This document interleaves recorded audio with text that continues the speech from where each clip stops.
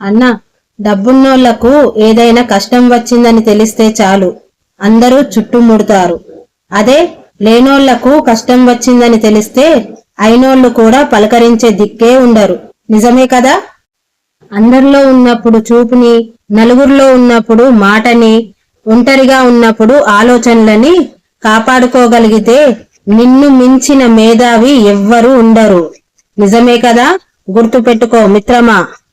అన్నా, మనల్ని గౌరవించని పలకరింపు, మర్యాద లేని మాటలు, మనశ్శాంతి లేని సంపద, ఆరోగ్యం లేని జీవితం ఎన్ని ఉన్నా సరే అన్నీ వ్యర్థమే అనిపిస్తాయి. నిజమే కదా? రైతే నా పేరు, కష్టపడడమే నా తీరు, పంట పొలాలే నా ఊరు. రైతు పంట పండించకపోతే ఈ లోకంలో ఎవరూ బ్రతకలేరు. అందరూ మట్టిని మట్టిలా చూస్తే కేవలం రైతు మాత్రం మట్టిని బంగారంలా చూస్తాడు, బంగారాన్నే పండిస్తాడు. అవునా కాదా? మనిషి ఎంత తెల్లగా ఉన్నా నీడ మాత్రం నల్లగానే ఉంటుంది.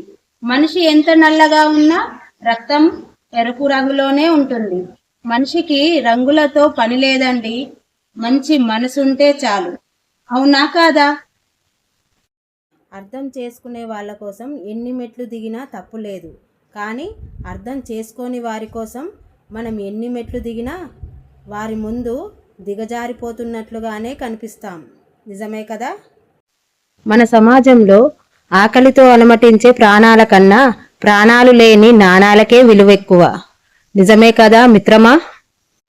బాధపడకు, భయపడకు. నువ్వేం కోల్పోలేదు, జస్ట్ వదిలేసావు అంతే. నీకంటూ సమయం వస్తుంది, కొంచెం ఓపిగ్గా ఉండు. నువ్వు సంతోషపడే రోజు, సంబరాలు చేసుకునే రోజు ఖచ్చితంగా వస్తుంది. గుర్తుపెట్టుకో మిత్రమా. నీతో ఎవరు ఎలా ప్రవర్తిస్తే వారితో నువ్వు అలా ఉండడమే ధర్మం. మంచివారికి మంచిగా, చెడువారికి చెడుగా ఎలా ఉంటే అలానే. ఏమంటారు? మీకు ఇది కరెక్ట్ అనిపిస్తే ఎస్ అని కామెంట్ చేయండి.